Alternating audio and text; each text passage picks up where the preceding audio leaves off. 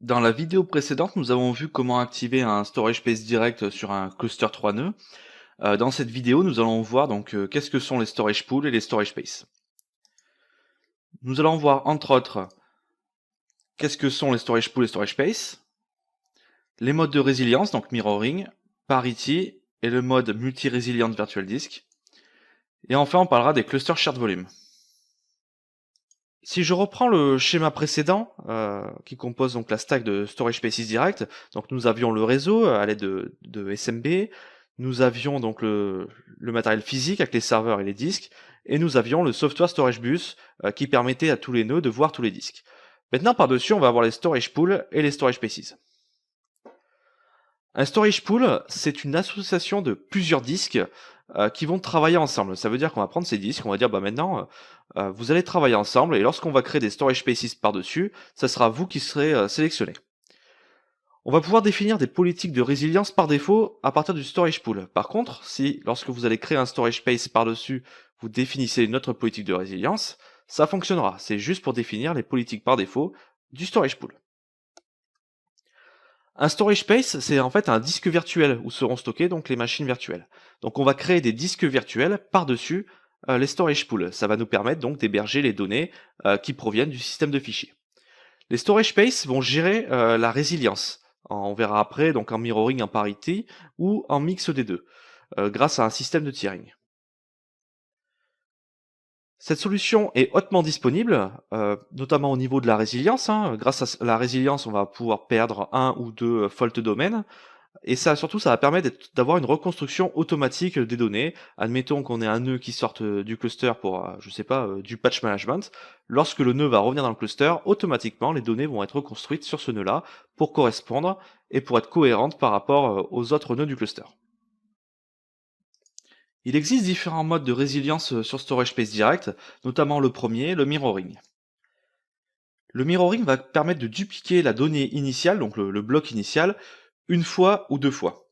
C'est le système le plus performant qui vous fournira donc les meilleures performances au niveau du stockage par rapport aux autres modes de résilience. Lorsque vous allez déployer du mirroring sur un storage space, ce storage space va être découpé en pièces de 256 mégas. Cette pièce de 256 mégas s'appelle un slab. Ce sera ce slab qui sera dupliqué une fois ou deux fois. Il existe deux modes de mirroring, le two-way mirroring, qui nécessite au moins deux fold domains ou plus, et qui va consommer 50% de l'espace pour la résilience. Il restera donc 50% de l'espace pour les données. Il y a le three-way mirroring, qui nécessite au moins trois fold domains ou plus, et là il vous restera que 33% de l'espace utile. Donc le reste sera consommé pour la résilience. Le two-way mirroring va supporter la panne d'un fold domain, tandis que le three-way mirroring va supporter la panne de deux fold domains. En termes de bonne pratique, c'est le système qui est recommandé pour héberger de la machine virtuelle. En production, il est recommandé de déployer du three-way mirroring. Le deuxième mode de résilience disponible, c'est le mode parity. Dans ce mode-là, on va créer des symboles de parité de la donnée. C'est le système le plus efficace, c'est-à-dire c'est le système qui va consommer le moins d'espace pour la résilience. Par contre, c'est le système le moins performant par rapport au mirroring ou au prochain système de résilience que nous allons voir juste après. Comme pour le mirroring, le disque virtuel va être découpé en pièces de 256 mégas, donc pour créer des slabs, et on va créer des symboles de parité sur ces slabs-là. Il y a deux modes de parity, donc pour cette résilience. Il y a le simple parity où il y aura jusqu'à 80% d'espace disponible pour vos données, et le dual parity aussi où il y aura jusqu'à 80% d'espace utile pour vos données. Plus vous allez rajouter de disques, et plus il y aura d'espace utile disponible. Pour faire fonctionner du mode parity, il faudra au moins 4 fold domains dans votre cluster. Donc par exemple 4 nœuds, 4 châssis ou 4 racks. En termes de bonne pratique, ce système est recommandé pour de l'archivage ou du backup. Et en production, il faut implémenter du dual parity. La différence entre simple et dual parity, c'est que pour atteindre ces 80% d'espace utile sur votre volume, le simple parity nécessitera moins de disques que le dual parity. Il y a aussi le multi-resilient virtual disk, où là on va utiliser les deux. On va avoir un disque virtuel avec deux tiers. Le premier tiers sera en performance, le deuxième tiers sera en capacité. Il faudra obligatoirement utiliser le système de fichiers REFS pour que cela fonctionne. Actuellement, Microsoft ne recommande pas ce type de virtual disk pour de la machine virtuelle, puisqu'ils ont signalé des problèmes de performance liés à l'écriture de données aléatoires. On va avoir donc deux tiers, le tiers mirroring et le tiers parity. Les données chaudes vont être sur la partie mirroring, généralement à 33% d'espace utile, et qui sera plutôt basé sur du SSD. Et on va avoir un tiers qui sera en données froides, plutôt basé sur de la parité, et qui aura jusqu'à 80% d'espace utile. Lorsque le tiers de mirroring sera complètement rempli, les données les moins fréquemment utilisées seront déplacées sur le volume de capacité.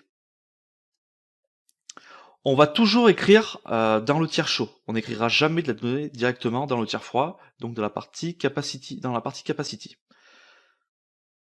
Si jamais une donnée doit être mise à jour et se situe dans la partie capacity, on va invalider la donnée dans la partie capacity et on va la réécrire dans la partie performance.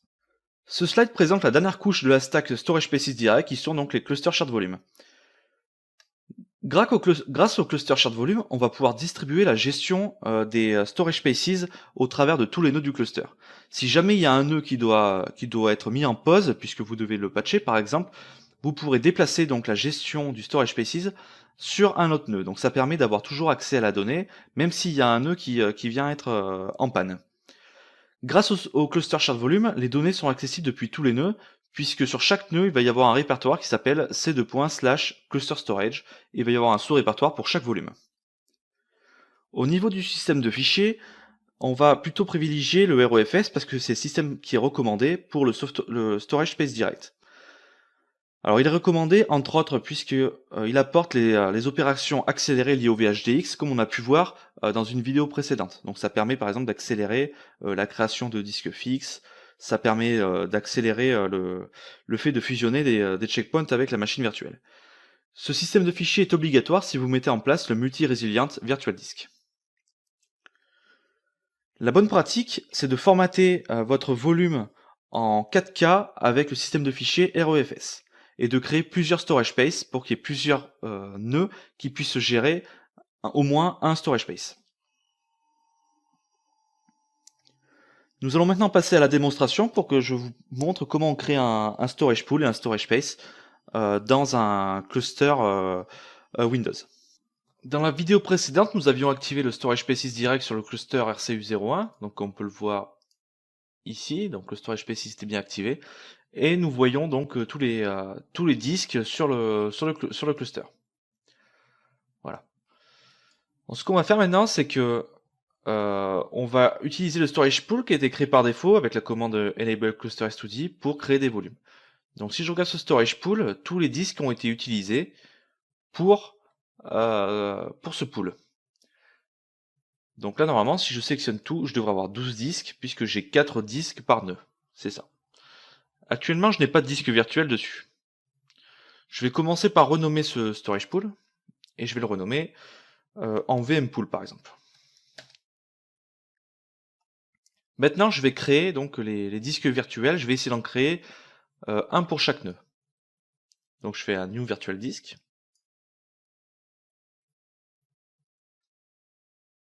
Je sélectionne le storage pool, je fais OK. Bon, je passe l'écran d'introduction. Je donne un nom pour mon disque virtuel, donc je vais l'appeler, je sais pas, CSV01 par exemple. Je spécifie une taille pour ce pool, donc on peut voir que la résilience sélectionnée est de 3-way mirroring. En PowerShell, on peut outrepasser le paramètre par défaut qui est fourni par le storage pool pour mettre ce qu'on souhaite. Mais là, par l'interface graphique, seuls les paramètres qui ont été définis par défaut au niveau du storage pool sont disponibles. Donc je vais dire par exemple je vais en faire un de 100 Go. Je fais Next. Et je crée donc le virtual disk.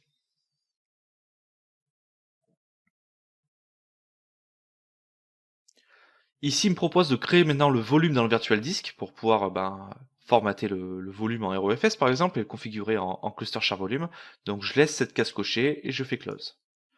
Donc je passe encore de nouveau l'écran d'accueil, je fais suivant. Je choisis le cluster et je choisis donc le CSV01. Je vais créer un volume de la même taille que le virtual disk. Je fais suivant. Je ne vais pas assigner de lettres à ce virtual disk. Je vais choisir le système de fichiers. Donc REFS, je vais formater en 4K et je donne un label, je sais pas, CSV01. Je fais suivant et je fais create.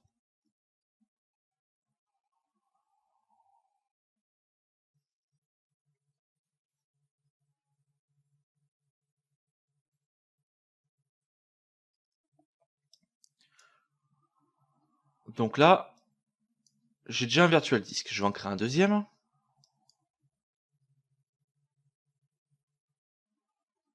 Je sélectionne mon nœud. Mon storage pool, pardon. Je fais suivant. Je donne un nom au deuxième storage pool. Au storage space. Je donne une taille. Je fais suivant. Je le crée.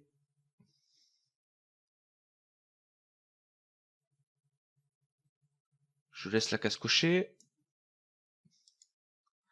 Je choisis le deuxième CSV. Je laisse la taille par défaut. Je ne mets pas de lettres.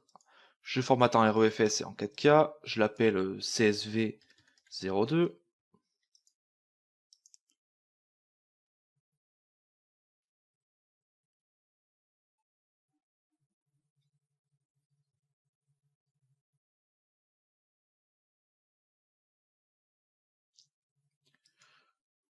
Alors déjà, vous pouvez voir que sur le pool, malgré que j'ai créé 2 disques de 100 Go, on peut voir que l'espace disponible a chuté de multiplié par 3, puisque j'ai créé des mirroring en 3-way. Donc ça veut dire que sur disque, je consomme 300 Go pour mes 100 Go ici. Pareil pour celui-là. Donc là déjà j'ai consommé 600 Go sur mon disque pour ces deux volumes. Donc j'en recrée un troisième.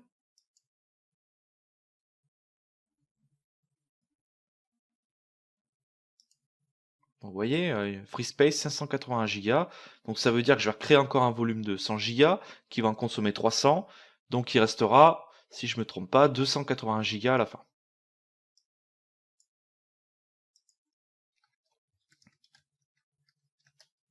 Donc je remets 100 Go. Je fais create.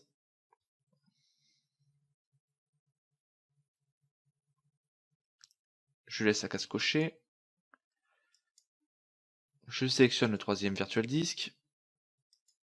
Je mets pas de lettres. Je mets un nom de volume.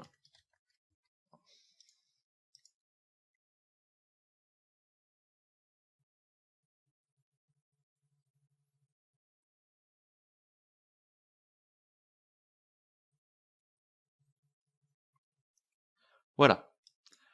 Donc maintenant, si je vais dans disque, je devrais en avoir 3. C'est ça. Je vais les renommer pour rendre ça plus joli. Donc je vais appeler CSV01 par exemple. CSV02 et CSV03. Donc là, les disques qui sont disponibles, maintenant je vais les convertir en cluster shard volume. Donc celui-là, je fais add to cluster shard volume. Voilà. Pareil pour le deuxième.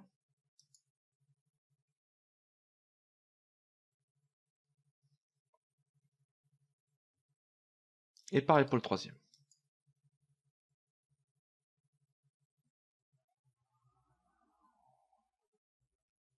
Voilà. Donc ici on peut voir le chemin sur les disques, enfin sur les nœuds. Donc c'est cluster storage volume 1, volume 2, volume 3. Ce que je peux faire pour me simplifier la vie, je peux me connecter donc à un des nœuds. Dans cluster storage, je peux renommer les répertoires ici pour qu'ils aient le même nom que dans le cluster.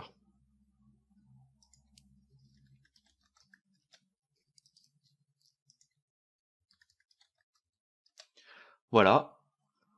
Donc là maintenant je suis prêt à héberger les données sur mes volumes. Donc si par exemple je crée une machine virtuelle, en rôle. Je fais New Virtual Machine. Bon, je sélectionne un nœud.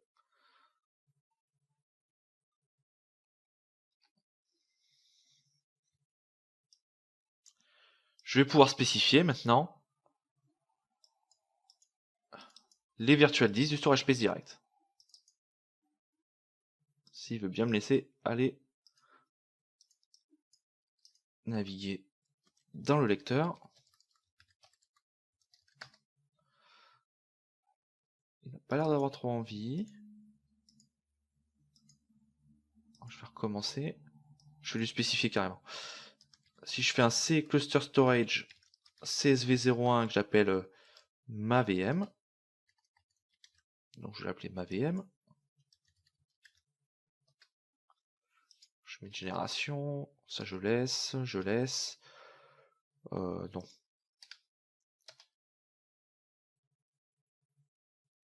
Voilà. Donc là j'ai créé une VM. Si je retourne sur le volume, j'ai bien ma VM qui s'est créée, donc j'arrive à héberger mes machines virtuelles. Voilà, c'est tout ce que je voulais vous montrer à propos des storage pool et storage space. Nous allons maintenant pouvoir revenir aux slides. Dans cette vidéo, nous avons vu comment créer les storage pools, les storage space et les différents modes de résilience. Dans la prochaine vidéo, nous allons voir donc les commandes de base et les composants de base pour arriver à troubleshooter son storage space direct. Je vous remercie d'avoir suivi cette vidéo et je vous dis à une prochaine fois.